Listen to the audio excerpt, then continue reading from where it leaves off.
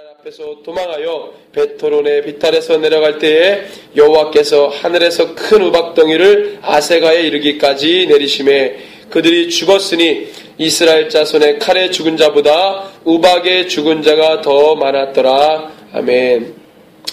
오늘 우리 말씀의 제목은 지속력을 강화시켜라 라는 제목으로 하나님 말씀 증거합니다.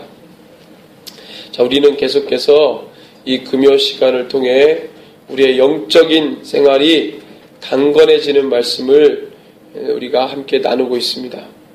어떻게 하면 우리의 영의 삶이 흔들리지 않고 튼튼해질 수 있을까? 어떻게 그럴 수 있을까? 그것이 땅의 모든 성도의 기도 제목이요, 또 지대한 관심이라고 생각을 합니다. 예배 때마다, 주의 말씀을 대할 때마다, 기도할 때마다, 개인적으로 큐티나 묵상할 때마다 늘 십자가 앞에 섰을 때에 어떻게 하면은 우리의 믿음의 모습이 주님 앞에 흔들리지 않고 온전히 설 수 있을까? 내 영적인 상태가 약해지지 않고 병들지 않고 어떻게 하면은 건강하게, 깨끗하게, 정결하게, 순결하게 유지될 수 있을까? 어떻게 그럴 수 있을까? 이것이 우리의 숙제이요, 관심이어야 될 거라고 생각을 합니다. 자, 그래서 우리에게 가장 중요한 것이 뭐냐? 바로 믿음과 순종인데, 해바라기처럼 늘 주님 바라기로 사는 것이 우리에게 더없이 중요하겠죠. 여러분들, 문제는 뭐냐? 이 더없이 중요한 믿음과 순종이라는 것을 어떻게 하면은 이것에 대해서 우리가 흔들리지 않고 이 중요한 것들을 계속해서 지속시켜 나갈 수 있느냐? 믿음과 순종이라는 것이 우리에게 너무 중요하다면 이 중요한 것을 어떻게 하면은 계속 지속시킬 수 있느냐? 그것이 중요합니다. 악과 죄는 빨리 끊어버려야 됩니다. 그것을 지속시키면 안 됩니다. 될 수 있으면 빨리 끊어야 됩니다. 그것을 계속 지속시켜 나갔다가는 큰일 납니다. 언젠가는 끊어지겠지 이러면 안 됩니다. 그러면 절대 못 끊어요. 언젠가는 없어지겠지 절대 안 됩니다. 내가 그것을 나쁘다고 의식하는 순간 예수의 이름으로 끊어버려야 돼요. 막 싸워야 합니다. 엄청나게 싸워야 돼요. 내 생각과 감정과 상황 속에서 얼마나 치열하게 사단이 우리의 마음을 빼앗아 가려고 하고 믿음이 견고해져야 되는데 흔들리지 말아야 되는데 얼마나 흔들어대는지 몰라요. 온전히 섰다 하는 자도 막 흔들어댑니다. 흔들어대다 보면 흔들리도록 내어주는 거죠. 구체적으로 말하면 흔들리도록 내어주는 건데 그렇게 내어주기 시작하다 보면은 나중에는 뽑혀지는 거예요. 그래서 할 수만 있으면 뿌리가 깊이 주님께로 깊이 박아져야 위에서 아무리 난리를 쳐도 절대 뽑히지가 않습니다. 근데 뿌리를 적당히 내가 이 정도만 내리면 되겠지 그러면 확 뽑히는 거예요. 그러지 않습니다. 그래서 문제가 내 영적인 상태에 문제가 되는 것은 빨리 끊어야 된다. 반대로 하나님께서 기뻐하시는 이 영적인 삶, 그것에 유익된 것들은 계속해서 지속 강화시켜 나가야 합니다. 여러분들 뭐든지 지속시키려면 힘이 필요합니다. 뭐든지 그렇습니다. 다시 말하면 지속력이라 그러죠. 지속력이 필요해요. 지속시킨다는 것은 굉장히 어려운 일입니다. 물론 사람은 죄인이기 때문에 죄를 짓는 것은 쉽게 집니다. 쉽게 배우고 죄에 관한 학습 능력은 엄청나게 스피드가 빠릅니다. 빛의 속도로 습득해요. 근데 정말 하나님이 기뻐하시는 영의 것들을 습득할 때에는 우리가 무슨 단어를 붙입니까?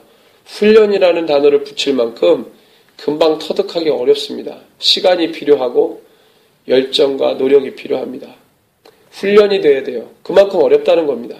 그렇지만 우린 죄인이니까 코드가 맞잖아요. 죄를 선택하고 죄를 짓기에는 너무 우리의 영적인 것을 갉아먹고 우리의 영적인 힘을 상쇄시키는 안 좋은 것들은 빨리 끊고 주님이 기뻐하시는 영적인 것에 유익된 것들은 우리가 지속 강화시켜야 합니다. 지속하는 힘이 필요합니다. 여러분들 한국교회가 초기부터 지금까지 지속시켜온 것이 무엇이겠습니까? 육적인 겁니까? 영적인 것입니까? 육적인 것들을 지속시켰습니까? 영적인 것들을 지속시켰습니까? 여러 가지 우리가 통계 자료를 보게 되면 한국교회가 이루어온 업적 보게 되면 우리가 그것을 알 수 있는데 지금은 다 여러분들 다 끊어지고 지금은 영적인 것들 찾아보니까 없어요. 한국교회가 120년, 150년 동안에 육적인 것들을 지속시켰나 영적인 것들을 지속시켰나 이렇게 봤더니 영적인 것들을 지속시켰더니 지금 보니까 없어요. 육적인 것들만 다 강화시키고 지속시켜왔어요. 한 7, 80년대까지만 해도 좋은 것들을 지속시켜왔는데 그 이후로는 없어요. 끊어졌습니다. 지속되지 못한 거죠. 반대로 지속시키지 말아야 할 안 좋은 것들은 계속 발전 강화시켰습니다. 교단별로. 한국교회뿐만 아니라 세계교회가 지금까지 지속시켜온 것이 무엇입니까? 복음과 말씀 안의 진리를 지속시키고 강화시켰습니까? 아니면 세상 가치들을 교회 안에 밀어넣는 일을 지속시키고 강화시켰습니까? 통계 자료를 보면 또 나오죠. 뚜껑을 열어보니까 후자입니다. 세상 것들, 가치들을 다 가져와서 교회에다가 밀어넣었어요. 그거를 지속시키고 강화시키고 발전시켰습니다. 그래서 지금 그렇게 문제가 되는 거예요. 좋은 것들을 끊어버렸습니다. 그렇게 우리가 주님 말씀 앞에 내 안에 더럽고 추잡한 것을 빨리 끊어버리고 지속시키지 말고 정말로 주님 원하시는 기뻐하시는 것을 지속시켜야 되겠다. 한 개인도 교회도 마찬가지고 한국교회 세계교회 할 것 없이 한 개인도 영의 일을 지속시켜야 되는지 육적인 일을 지속시켜야 되는지 오늘 말씀 앞에서 내가 지금까지 예수를 믿으면서 예수와 함께 있으면서도 자신의 세상적 욕구만을 키워간 예수의 제자들과 같았다면 우리의 죄를 회개하고 오늘 말씀 앞에 우리가 다시 결단해야 되는 줄로 믿습니다. 오늘 여호수아의 이스라엘은 기브온과의 어이없는 타협으로 하나님의 명령을 지속시키지 못했어요. 28절에서 쭉 보면은요, 그날에 여호수아가 막게다를 취하고, 막게다는 이 굴이 있는 곳인데 다섯 왕들이 예루살렘 왕부터 시작해가지고 그 다섯 왕들이 도망가다가 막게다 굴이라는 곳에 들어가 숨어서 거기까지 들어가서 여호수아가 하나님이 가르쳐 주셔가지고 거기서 그들을 다 죽입니다. 도륙하고 그들이 있던 성에 가서도 다 진멸하고 그 막게다를 취하고 칼날로 그 성읍과 왕을 쳐서 그들의 성읍과 왕을 쳐서 그 성읍과 그 중에 있는 모든 사람을 진멸하여 바치고 한 사람도 남기지 아니하였으니 막게다 왕에게 행한 것이 여리고 왕에게 행한 것과 같았더라. 여리고 진멸했죠.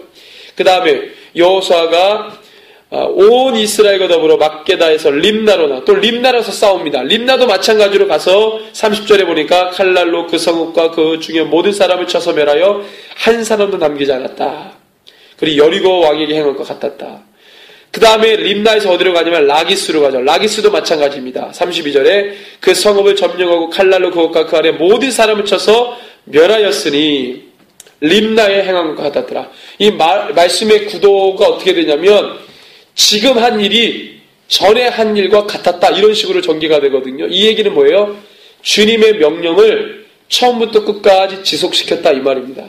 그대로 행했다는 거예요. 똑같이 전과 같이 지금도 앞으로도 계속 똑같이 그 말씀을 이행해 나가고 지속시켜 나갔다 그 말씀입니다. 그래서 이 신명기 7장에 있었던 진멸하라고 하는 이 말씀을 그대로 순종합니다. 이 말씀을 순종했다는 것은 그들이 살 수 있는 것을 주님이 말씀하신 거예요. 너희들이 이렇게 하지 않으면 너희들이 영적으로 죽는다 그랬습니다. 그래서 그 땅에는 그 모든 우상숭배의 문화들을 완전히 다 없애버린 겁니다. 그래야 하나님의 거룩한 백성이 살 수 있기 때문에. 여러분들 마찬가지로 우리 주변의 상황들에 너무나도 세상 타락한 것들이 많잖아요.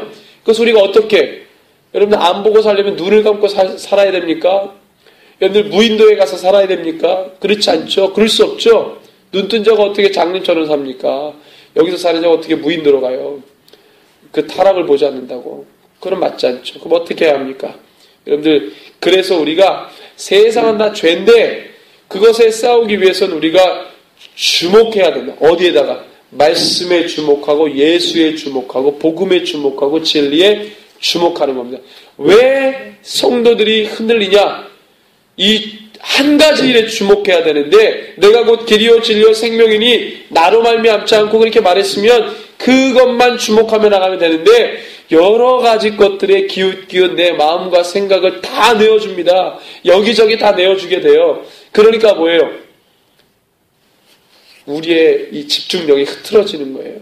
사단이 내가 여기다 관심을 주면 이것이 통로가 돼요. 그럼 사단이 그것으로 타고 들어옵니다.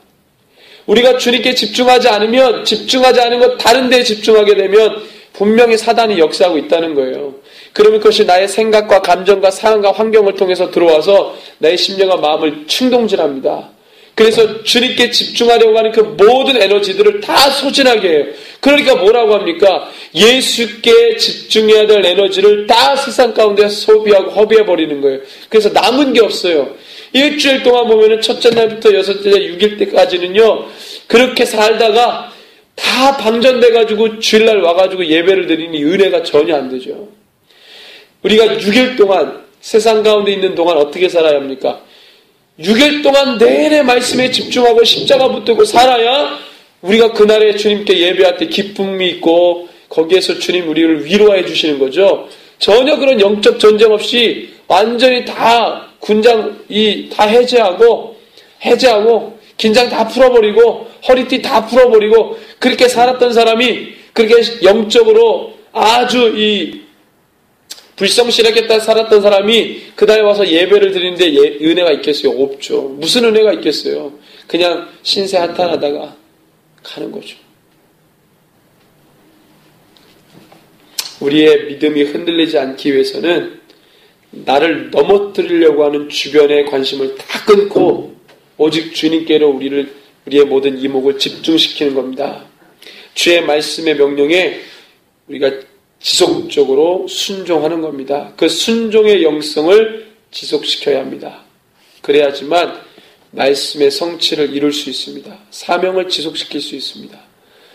구약 선지자들을 보십시오. 그들이 세상 사람들로부터 종교 지도자들, 정치 권력자들, 그다음에 백성들로부터 이런저런 이유로 야유를 사고 멸시받고 천대를 받아도 주님께 받은 말씀을 전하지 않을 수가 없어 그들이 멸시천대를 받았음에도 불구하고 지속적으로 그것을 전합니다. 매맞고 모욕을 당해도 전합니다. 왜 그렇습니까? 주님의 말씀이기 때문입니다. 순종했기 때문에 그것이 실제로 성취가 되는 것이고 그 사명을 지속시켜 나갈 수가 있었습니다. 그 힘을 강화시켜 나가야 됩니다. 어떻게? 날마다 말씀에 집중하는 거죠. 말씀을 깊이 보다 보면은 그냥 글을 읽는 수준이 아니라 지식을 담는 수준이 아니라 주님과 인격적으로 교통한다는 것은 내가 죄인임을 고백하는 겁니다. 그 주님이 죄인을 불러 회개시키러 왔기 때문에 내가 주님 앞에 죄인인 것을 고백하면서 말씀을 읽으면 정말로 주님과 정말 살아있는 교제가 되거든요. 근데 그렇지 않은 사람들은 지식으로만 성경을 보는 거예요. 그러면 절대로 영적인 유익이 없습니다. 어떤 변화도 일어나지 않습니다. 우리가 우리의 믿음이 흔들리지 않기 위해 지속시켜 나가기 위해서는 말씀에 집중하고 기도하고 예배하며 거룩한 신부로 삶을 드려야 합니다.